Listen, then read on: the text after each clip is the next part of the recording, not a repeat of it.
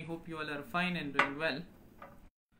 We are going to talk about another important topic, and that is the judicial system of England.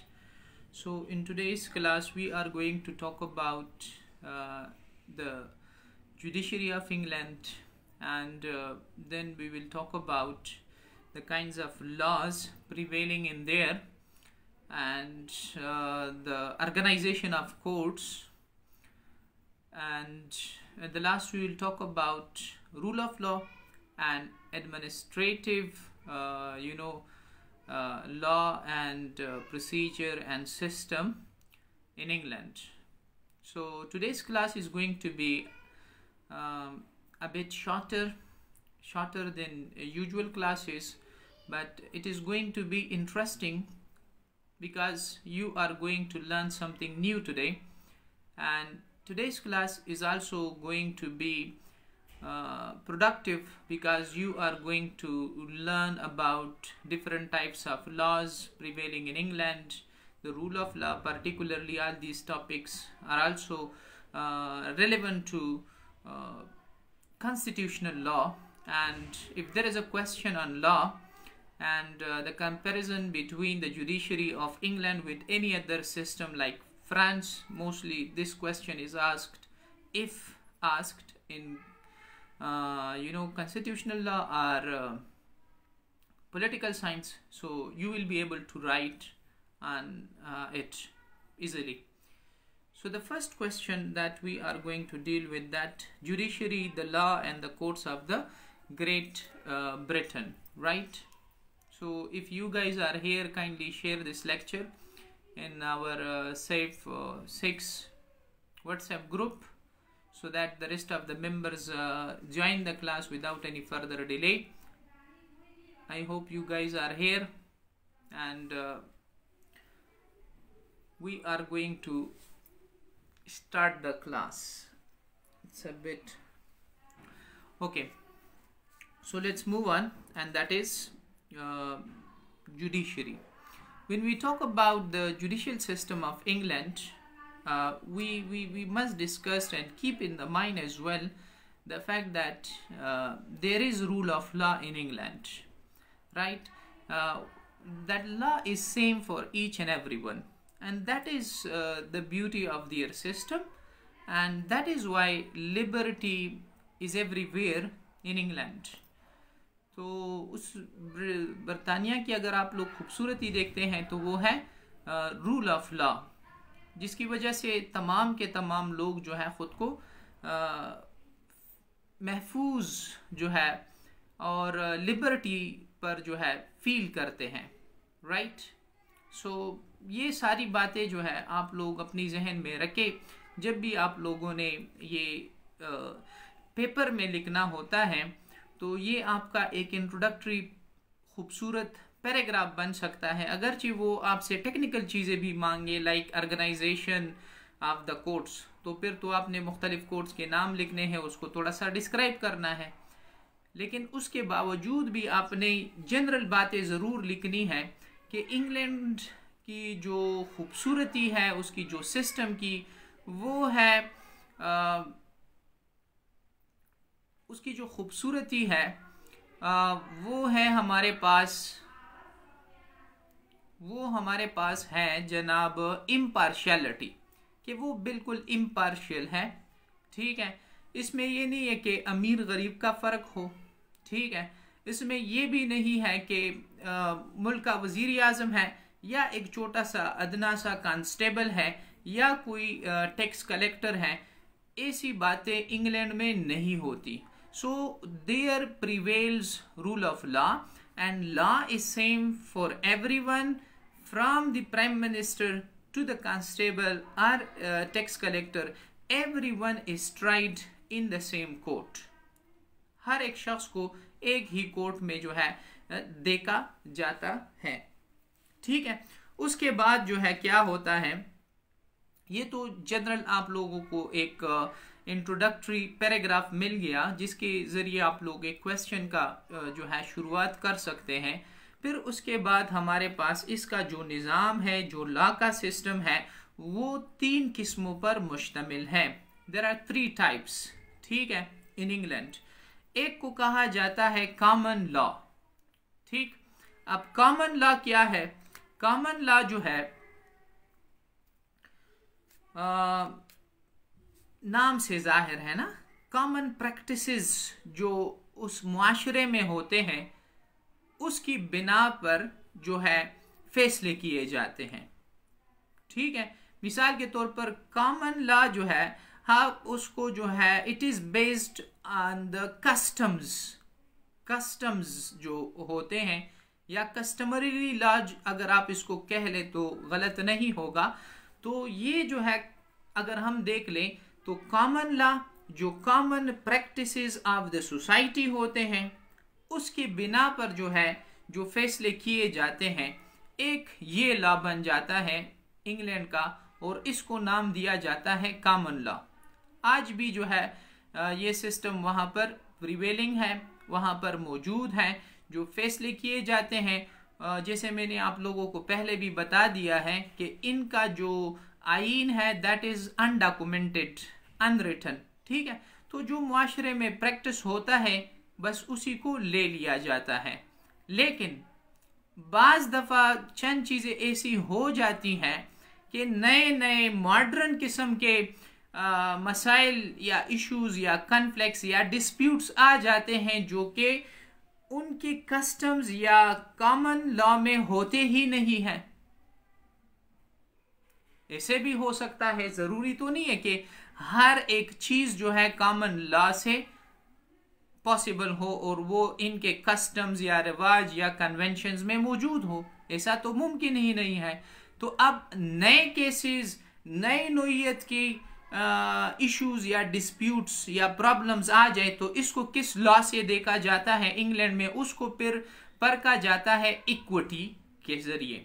Equity law जो है ये एक दूसरा kind है जिसके जरिए जो है फैसले किए जाते हैं। Equity is based on the fairness principle, fairness, ठीक है, कि उसमें जो फैसला किया जाता है in that consciousness is involved of a person or of a judge or monarch, ठीक है। जो मोनार्क होता है उनका जो अपना कॉन्शियस है, अपनी ज़मीर है, वो इन्वॉल्व होती है। मिसाल के तौर पर एक केस आ जाता है जो कॉमन लॉ में उसकी प्रैक्टिस नहीं मिलती, तो फिर जो मोनार्क है या एक जज है वो अपनी ज़मीर की आवाज़ से कि हाँ इस वक्त यहाँ पर चूंकि लॉ में मौजूद नहीं है लेकिन इंसाफ ये कहता है, तकाजा ये है, वक़्त का तकाजा ये है, या इसमें अगर हमने फेयरनेस कुछ मुनासिब फैसला करना है तो वो ये है। तो इस किस्म के जो फैसले किए जाते हैं वो इक्विटी लॉ बन जाता है, ठीक है। और ये एक मोनार्क की, एक किंग और क्वीन या ये एक जज की जो है अपनी ज़मीर की आवाज़ होती है। अच्छा, अब कॉमन लॉ और इक्विटी लॉ में कॉमन चीज़ें क्या है? इन दोनों में जो है ये है कि it is not enacted by the parliament or the monarch.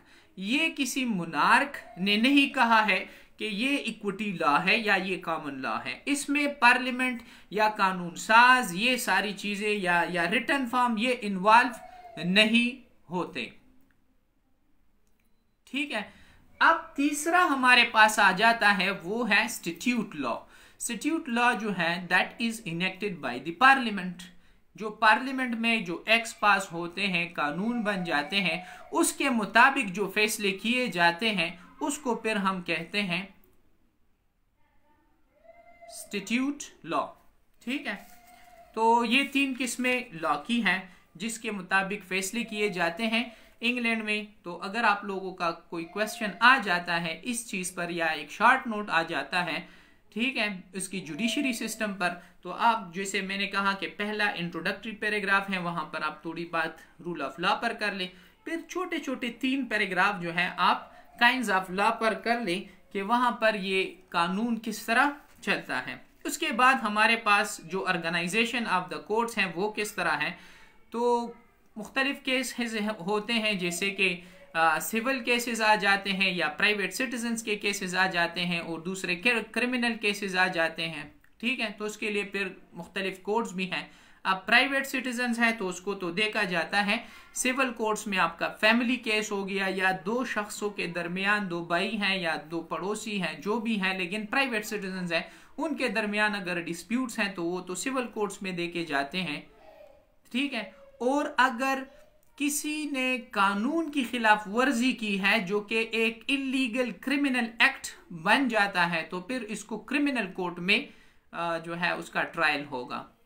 ठीक है, तो उसके लिए दो तरह के कोर्ट्स आपके जहन में आने चाहिए। एक सिविल कोर्ट्स हो गए, तो दूसरे जो है हमारे पास क्रिमिनल कोर्ट्स आ जाते हैं।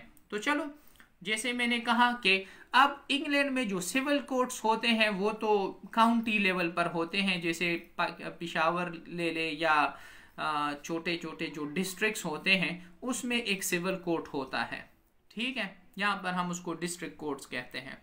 यानी हाँ, वहाँ पर जो है सिविल कोर्ट्स कहलाते हैं और छोटी नोयत के जो केसेस होते हैं वो सिविल कोर्ट्स में देखे जाते हैं, ताकि लोगों को जो है उसकी लोकेलिटी या उसके करीबी एरिया में ही इंसाफ मिल जाए।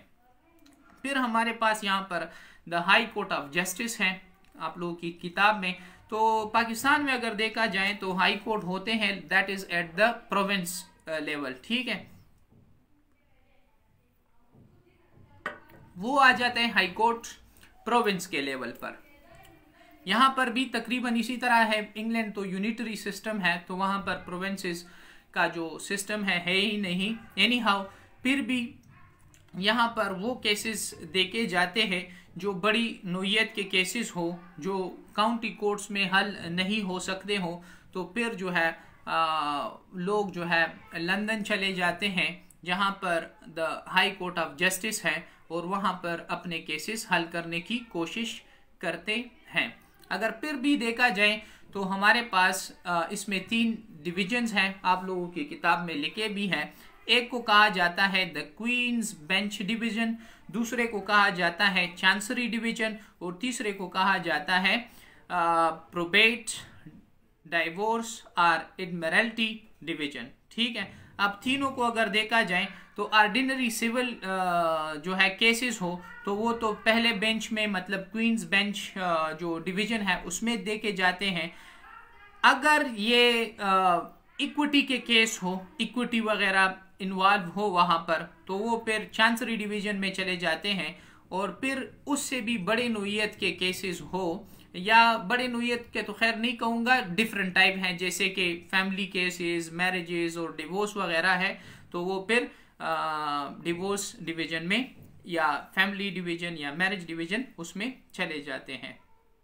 अच्छा, इन सब से ऊपर भी जो है एक कोर्ट है, हम उसको कहते हैं द कोर्ट ऑफ अपील।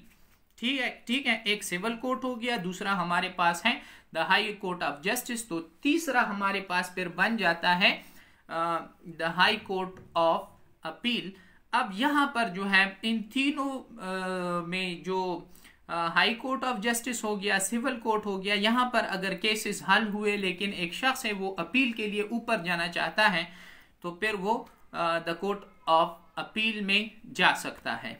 ठीक है, और आखिर में एक और भी है जिसको कल हमने उस पर बात भी की थी, हाउस ऑफ लॉर्ड्स जो है उसका अपना एक जुडिशियल फंक्शन है और वो हमारे पास है the highest court of appeal है इंग्लैंड में। ठीक है, तो जैसे पाकिस्तान में सुप्रीम कोर्ट होता है, हाईएस्ट कोर्ट ऑफ अपील है, तो इंग्लैंड में हाउस ऑफ लॉर्ड्स कहलाता है। इंग्लैंड में द कोर्ट ऑफ अपील भी होता है जिसमें अपील आप कर सकते हैं, और एक हाउस ऑफ लॉर्ड्स है। हाउस ऑफ लॉर्ड्स जो है तब इन्वॉल्व होता है जब उस केस में पब्लिक इंटरेस्ट आ जाए। ठीक है, जब पब्लिक इंटरेस्ट आ जाए तो फिर जो है वो इन्वॉल्व हो जाता है और वो जो है फिर फैसला कर लेता है। अच्छा, इसके बाद जो है हमारे पास क्रिमिनल कोर्ट्स हैं जिसमें क्रिमिनल केसेस देखे जाते हैं, और क्रिमिनल केसेस वो हैं जिसमें ब्रीच ऑफ लॉ हो। ठीक है, तो आप कानून की खिलाफ वर्जी कर लेते हैं, then you are a criminal, तो आप क्रिमिनल बन जाते हैं। अच्छा, इसके बाद हमारे पास यहाँ पर एक और भी है, पिटी सेशंस का कोर्ट है, कोर्ट ऑफ पिटी सेशंस। तो इसमें छोटी नोयत के केसेस हैं like cruelty to animals, offences like stealing, breach of traffic rules वगैरह, तो वो पिटी सेशंस में देखे जाते हैं। लेकिन अगर एक केस इनके पास जाता है और ये लोग जो है फील करते हैं कि इसको थोड़ा सा सुपीरियर कोर्ट में जाना चाहिए, ये पिटी सेशन का जो है केस नहीं है, तो फिर इसको दो और मजीद कोर्ट्स है, उसको कहा जाता है कोर्ट ऑफ क्वार्टर सेशंस, ठीक है। उसमें ये लोग ले जाते हैं, या दूसरा जो है असाइजेस उसको कहते हैं, ASSIZES, ठीक है। तो वहां पर इसको फिर भेजा जाता है, और वो तब जब कोर्ट ऑफ जो है पिटी सेशंस जो है ये फील करें कि ये हमसे थोड़े से सुपीरियर लेवल का केस है। तो अगर सुपीरियर लेवल का है और वो क्रिमिनल केस बन जाता है तो वो फिर असाइजेस में जाएगा, और अदरवाइज ये फिर कोर्ट ऑफ क्वार्टर सेशन में जाता है। अच्छा, कोर्ट ऑफ क्रिमिनल अपील भी है, ठीक है, जिसमें एक शख्स है, वो मिसाल के तौर पर अक्यूज बन जाता है, और वो जो है वो क्रिमिनल है, वो शहजादा जो है फिर अपील के लिए क्रिमिनल कोर्ट ऑफ अपील में जा सकता है। एनी हाउ ये जो है ये एक छोटा सा सिस्टम है इंग्लैंड में जो चलता आ रहा है। एक और पॉइंट भी है, एनी हाउ ये इतना इफेक्टिव नहीं है, वो है the judicial committee of the Privi council. तो प्रीवी काउंसिल जैसे मैंने पहले भी कहा था कि दिस इज अ बॉडी, ये वो बॉडी है जो कि किंग या क्वीन को एडवाइस करती है। तो जो ब्रिटिश एम्पायर था पहले, उसमें अगर किसी कॉलोनी वगैरह या किसी और जगह से केस वगैरह आ जाते थे तो ये लोग उस पर सिर्फ और सिर्फ एडवाइस दे सकते थे किंग और क्वीन को। Any how it is not that much effective now, क्योंकि अब ब्रिटिश जो एम्पायर है वो तो बाकी नहीं रहा। अच्छा, अब आते हैं जजेस के बारे में थोड़ा पढ़ते हैं। तो 3 किस्म के यहाँ पर हमारे पास जजेस या ऑफिशियल्स हैं जो फैसले करते हैं। एक जजेस कहलाते हैं, दूसरा जो है जस्टिस ऑफ पीस कहलाते हैं, और तीसरा जो है ज्यूरीज कहलाते हैं। अब तीनों को एक्सप्लेन करता हूँ। जजेस जो है, जजेस ये तो वो ऑफिशियल्स हैं जो फैसले करते हैं, जजमेंट देते हैं, काबिल लोग होते हैं, ऑनेस्ट होते हैं, बड़े ज़्यादा एक्सपीरियंस होते हैं, और ये इन्हीं जो वकालत करते हैं, जो वकीलों के अपने बार्स होते हैं, उसी में से उठाए जाते हैं। पहले ये किंग और क्वीन के इख्तियारात थे कि उनको उठाते थे, और फिर जो है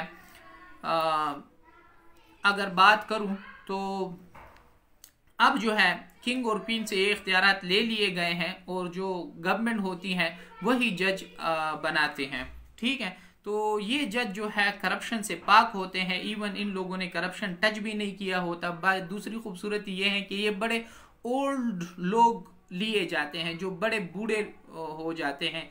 तो उसकी खूबसूरती क्या है, इसकी वजह यह है कि इनकी जो ख्वाहिशात हैं, माली ख्वाहिशात हैं, वो ख़त्म हो चुके होते हैं, और बस कंजर्वेटिव हैं। ये है कि मॉडर्न जो इंग्लैंड का जो सिस्टम है, चूंकि बूढ़े लोग लिए जाते हैं, तो इस वजह से जिनके फैसले वगैरह और ये सब कुछ भी कंजर्वेटिव, और बूढ़े इसलिए भी लिए जाते हैं क्योंकि ये कॉमन लॉ को भी, कस्टम्स को भी, कन्वेंशंस को भी, इन सारी चीज़ों से भी जो है बाखबर होते हैं और हाईली क्वालिफाइड होते हैं इन मसाइल में। अच्छा, दूसरा जो है हमारे पास जस्टिस ऑफ पीस। ये अगर मैं आप लोगों को एक्सप्लेन करूँ एक एग्जांपल के जरिए तो आप लोगों को आसानी से समझ आएगा। ये पेड भी नहीं है, ठीक है, और जैसे जज होता है, एक ऑफिशियल है, फैसला ले सकता है, लेकिन एक जज की तरह नहीं होता।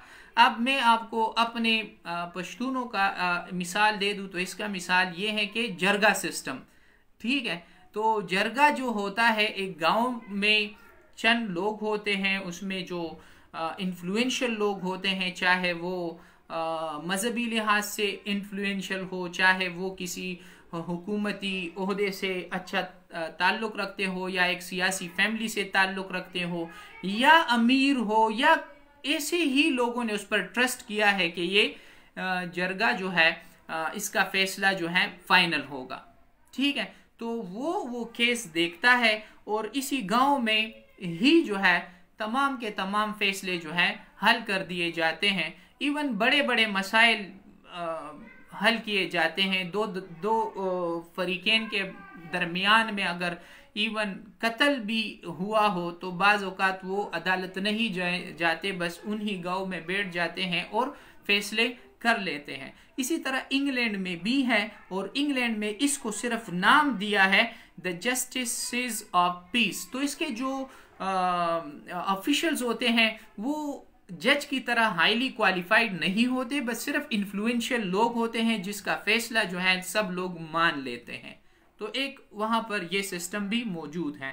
तो बाकी सूबों में मुख्तलिफ हो सकता है, वडेरों का तरीका या जो जागीरदार होते हैं, चौधरी साहिबान होते हैं, उनका अपना एक सिस्टम होता है, फैसले करते हैं। एनी हाउ ये लीगल पाकिस्तान में अगर देखा जाए तो ये लीगल नहीं है, फिर भी अदालत में इनके फैसलों को अहमियत दी जाती है और ये कॉन्स्टिट्यूशनल भी नहीं है। कॉन्स्टिट्यूशन ने पाकिस्तान में ऐसी कोई बात नहीं की है। एनी हाउ इंग्लैंड में जो है इन सब के फैसले माने जाते हैं, इनको तनख्वाह नहीं दी जाती, ये वॉलंटरी ये काम करते रहते हैं। अच्छा, फिर है हमारे पास जूरी। जूरी जो है ये तो एक ग्रुप ऑफ लेमैन होते हैं, ग्रुप ऑफ लेमैन जो हेल्प करते हैं एक जज के केस सॉल्व करने में, ठीक है। और कभी कभार ऐसा हो भी जाता है कि इस जूरी के फैसले को जो है जज तो अनाउंस करता है, लेकिन ये लोग जो है चूंकि इन्वेस्टिगेशन ये करते हैं या हेल्प ये करते हैं तो इसके फैसले को भी मान लिया जाता है। यहाँ पर आप लोगों की किताब में इसको दो तरीकों से भी एक्सप्लेन किया है, एक है ग्रैंड ज्यूरी और दूसरा है पिटी ज्यूरी। तो ग्रैंड ज्यूरी का जो सिस्टम है वो ये है कि छोटी नौइयत के मसाइल हो, ठीक है, और ये खुद जो है उस पर फैसला कर सकता हो तो बस कर लेते हैं। अगर इनमें जो शवाहिद मिल नहीं पाते या उसमें कोई टेक्निकलिटीज़ है तो उसको फिर पिटी ज्यूरी के पास जो है भेजा जाता है, और अगर उसमें से भी ना हो तो फिर उसको मज़ीद कोर्ट्स वगैरह में भेजा जाता है ताकि उसका वहाँ पर कोई ट्रायल हो। अब एक और क्वेश्चन है जो, अच्छा ये क्वेश्चन हमारा लास्ट क्वेश्चन भी है और इम्पोर्टेंट भी है, और वो ये है कि क्या इंग्लैंड में एडमिनिस्ट्रेटिव लॉ मौजूद है या नहीं। तो पहली बात तो ये है कि आप लोगों ने इस क्वेश्चन का आंसर भी रूल ऑफ लॉ से शुरू करना है कि इंग्लैंड में जो है रूल ऑफ लॉ है, कानून सबके लिए बराबर है, जज जो होता है हाईली इम्पार्शियल होता है, ठीक है। और साथ में आप लोगों ने फिर इसके साथ जो 3 किस्म के लाज वगैरह हैं ये भी छोटे छोटे पैराग्राफ, बड़े बड़े भी नहीं, छोटे छोटे पैराग्राफ, ठीक है, बस 5-5, 6-6 लाइन के बस वो डिस्कस कर ले।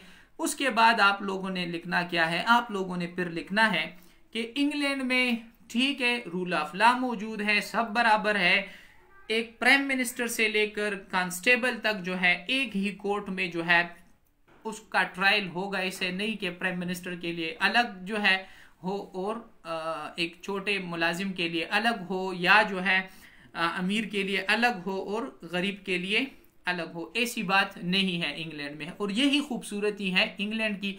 अगरचे इंग्लैंड में उनका आईन जो है रिटन है भी नहीं, उसके बावजूद भी वहां पर लोग सबसे ज्यादा सेफ फील करते हैं। Why? Because there prevails rule of law, क्योंकि वहां पर रूल ऑफ लॉ मौजूद है। पाकिस्तान में अगर देखा जाए तो रूल ऑफ लॉ जो है आप तस्वर ही नहीं कर सकते, याद रखें, ठीक है। ये मैं आपको ऑथेंटिक बात बता रहा हूँ जो कि रिपोर्ट्स इस पर मौजूद हैं, जिसमें कहा गया है कि पाकिस्तान ईमानदारी के लिहाज से, मतलब जजमेंट और रूल ऑफ लॉ के लिहाज से, ये दुनिया में तकरीबन 139 नेशंस या स्टेट्स का सर्वे हुआ था और उसमें पाकिस्तान 124 पर आया था। तो आप खुद ही देख लें कि 139 में से आपका नंबर जो है 124 में आता है, तो आप खुद ही देख ले कि यहाँ पर क्या सिस्टम है। 18 लाख से ज्यादा केसेस जो है आपके पेंडिंग है, अभी तक उसके फैसले भी नहीं हुए हैं। 10-10, 20-20 साल तक एक केस चलता है, फिर अमीर उसी केस में फंस जाता है तो वो निकल भी जाता है, और गरीब जो है पिसते पिसते मर भी जाता है और उसको इंसाफ नहीं मिल पाता। ठीक है, तो फिर एनी हाउ ये अगर आप कंपैरिजन कर ले हैं और आपके पास फैक्ट्स मौजूद है, कोई डेटा एनालिसिस मौजूद है, तो अच्छी बात है। नहीं तो इंग्लैंड का ही बस बता दें कि इंग्लैंड में जो है रूल ऑफ लॉ मौजूद है, इसके बावजूद भी वहां पर एडमिनिस्ट्रेटिव लॉ भी साथ में मौजूद है। अब एडमिनिस्ट्रेटिव लॉ जो है क्या है, जो गवर्नमेंट ऑफिशियल्स होते हैं ये उनके लिए खास होता है। अब आपके जहन में आएगा कि रूल ऑफ लॉ है तो बस फिर तो सबके लिए सेम होना चाहिए, फिर एडमिनिस्ट्रेटिव क्यों आना चाहिए, फिर तो एडमिनिस्ट्रेटिव लॉ का कंसेप्ट ही नहीं होना चाहिए। तो इसके लिए भी ये लोग जो है थोड़े से आर्गुमेंट्स देते हैं और जस्टिफिकेशन देते हैं, और इसकी जस्टिफिकेशन भी वैलिड है। ठीक है, चलो उस पर हम बात कर लेते हैं थोड़ी बहुत। एक बात यह है कि जो गवर्नमेंट ऑफिशियल होता है उसके लिए एक उसूल है, जैसे कि the king can do no wrong, कि एक बादशाह जो है या एक जो मुनार्क है वो कभी गलती नहीं कर सकता। और उसके लिए मैंने आप लोगों को रीज़न बताया था कि वो खुद एक अमल में खुद बजाते खुद मुलविस ही नहीं होता, वो तो टिटुलर हेड है, उसके जो सारे काम है वो तो मिनिस्टर्स करते हैं। अब आता हूं कि government can do no wrong, कि गवर्नमेंट भी कोई गलत काम नहीं कर सकता। तो इसका मतलब ये हुआ कि जो एक पर्सन है, एक खास पर्सन है, वो जो काम करता है वो ही जिम्मेदार होगा। ठीक है, अब इसका मतलब तो ये हुआ जैसे कि king can do no wrong, king कभी गलती नहीं कर सकता, तो जो भी कोई काम गलत होता है तो जिस मिनिस्टर ने किया है उस मिनिस्टर को पकड़ा जाए। तो इसी तरह अगर हम ये कह ले कि government can do no wrong, कि गवर्नमेंट कोई काम गलत नहीं कर सकती, तो इसका मतलब ये कि जो गवर्नमेंट ऑफिशियल होगा, जो ऑफिसर होगा, उसको ही पकड़ो, उसने ये काम गलत किया है। अब इसके नुकसानात क्या है? इस बात का नुकसान ये है कि जो ऑफिसर्स होंगे वो काम ही नहीं करेंगे इस डर की वजह से, क्योंकि उसको आसानी से पकड़ा जा सकता है।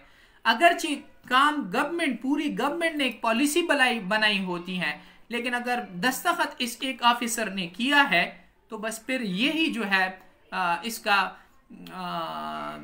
मुजरिम है।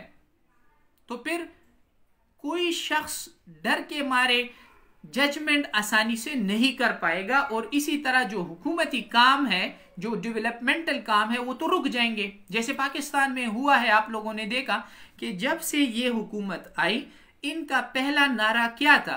करप्शन खत्म करना। ठीक है, नेब को मजबूत करना, जो इन्वेस्टिगेशन एजेंसीज हैं FIA वगैरह, उसको मजबूत करना, एम्पावर करना। ये तो इन लोगों ने शुरू में एक हंगामा खड़ा कर दिया, इसको भी पकड़ो, उसको भी पकड़ो। क्या हुआ? आपकी मुल्क की मईशत रुक गई। क्या हुआ?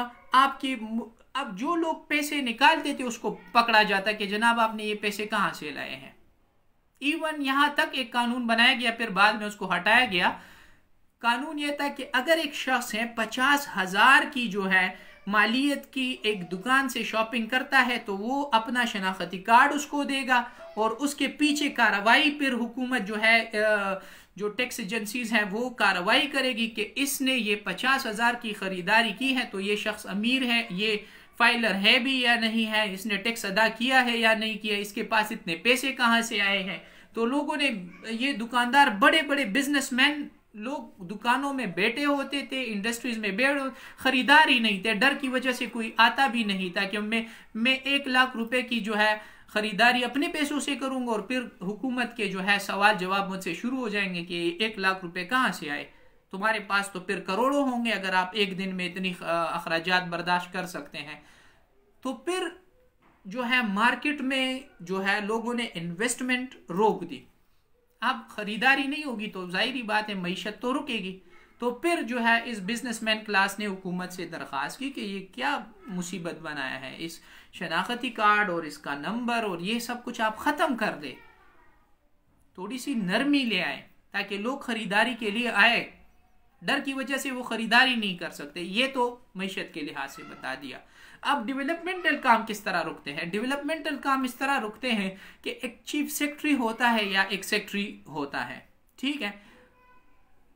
अब एक प्रोजेक्ट की मंजूरी देता है, मिसाल के तौर पर BRT ले ले, या अभी जो रिंग रोड का स्कैंडल चल रहा है इसकी मंजूरी जो है DCB उसमें से उड़ गया, उसको भी हटा दिया उसके ओहदे से, ठीक है, वो भी मुलविस निकला इसमें, ठीक है। तो अब इस जैसे स्कैंडल्स जब आएंगे तो एक सेक्रेटरी साहब कभी भी BRT जैसे प्रोजेक्ट पर साइन नहीं करेगा कि 2-3 साल बाद जो है उसको अदालतों में घसीटा जाएगा, चाहे वो ईमानदार है या बेईमान है वो अलग बात है। तो वो करता क्या है, वो आज का काम कल पर टालता है, कल का परसों पर, और इस महीने का अगले महीने पर, और इस साल का अगले साल पर, और इस तरह जो तरक्याती काम है वो रुक जाते हैं। और ये पाकिस्तान में हुआ भी है। इनडायरेक्टली लोग इसको रिपोर्ट नहीं कर पाते, एक बात, क्योंकि उसके पास सबूत ही नहीं होता कि सेक्रेटरी इस वजह से नहीं करे। ये मैं आपको जो है उन लोगों की बातें बता रहा हूं जो बिजनेस से रिलेटेड है और जो एडमिनिस्ट्रेशन से रिलेटेड है, तो वो खुद ही ये एक्सेप्ट करते हैं कि हमें बिजनेस में ये नुकसान हुआ है, क्योंकि मैं उन लोगों के साथ बैठता हूँ, गपशप लगाता हूँ, तो वो कहते हैं कि हमें ये नुकसान हुआ हुकूमत की पॉलिसीज की वजह से। और जो सेक्रेटरी साहब होते हैं वो ये बताते हैं कि हम डर की वजह से फिर ये काम नहीं करते, आज का काम कल पर और कल का परसों पर टाल दो, और कोशिश करो कि बस ये हुकूमत ख़त्म हो जाए और फिर जो है हम अपने काम आज़ादी से कर सकेंगे। तो इसी तरह इंग्लैंड में भी अगर आप एक पर्सन को पकड़ेंगे हुकूमती कामों के लिए, तो वो पर्सन, वो गवर्नमेंट ऑफिशियल तो काम ही नहीं करेगा। तो ये डर है। तो इसके लिए जो है फिर हुकूमत ने कहा कि ऐसा नहीं होना चाहिए। ये अगर हम यहाँ पर रूल ऑफ लॉ लाएंगे और एक कॉमन शख्स की तरह इस गवर्नमेंट ऑफिशियल्स को भी देखेंगे और उसको भी अदालतों में घसीटेंगे, तो ये काम नहीं करेगा, ठीक है। दूसरी बात यह है कि एक गवर्नमेंट ऑफिशियल है, वजीर है, उसने कोई गलती की और एक आम शख्स को ये इजाजत है, शहरी को इजाजत है कि जाए अदालत में, तो वो तो अदालत में चला जाएगा। लेकिन इतने बड़े शख्स के खिलाफ सबूत कैसे वो इकट्ठा करेगा, ऐसा तो मुमकिन ही नहीं है। तो उसके लिए फिर हुकूमत ने एडमिनिस्ट्रेटिव लॉ जो है इंट्रोड्यूस की, ठीक है, जिसमें जज नहीं होता बल्कि एडमिनिस्ट्रेटर्स होते हैं, और वो जो है जो एडमिनिस्ट्रेटिव रूल्स होते हैं, रूल्स उसके मुताबिक जो है उसका फैसला भी होता है और ये क्विकली भी हो जाता है। और एक शख्स जो है उसको जो है वो ट्रिब्यूनल, जो सर्विस ट्रिब्यूनल, पाकिस्तान में तो सर्विस ट्रिब्यूनल है, अगर एक आप गवर्नमेंट ऑफिशियल्स के खिलाफ जाते हैं तो आप, और अगर आप फिर गवर्नमेंट ऑफिशियल भी हैं, सरकारी नौकर हैं, तो फिर आपका केस जो है सर्विस ट्रिब्यूनल में देखा जाता है। एनी हाउ, इंग्लैंड में अगर एक आम शख्स, एक सिटीजन जो है गवर्नमेंट ऑफिशियल के खिलाफ जाता है, तो इसका ट्रायल जो है फिर एडमिनिस्ट्रेटिव कोर्ट्स में होगा और एडमिनिस्ट्रेटिव लॉ के तहत होगा, ठीक है। तो ये सारी जो है फिलॉसफी भी बता दी, वजह भी बता दिया। तो आप लोगों का कोई क्वेश्चन है, कर सकते हैं, नहीं तो आज के लिए इतना काफ़ी है। And it's enough for today. Have a nice time, enjoy yourselves. Question है तो फिर उस पोस्ट में कर लें, ठीक है।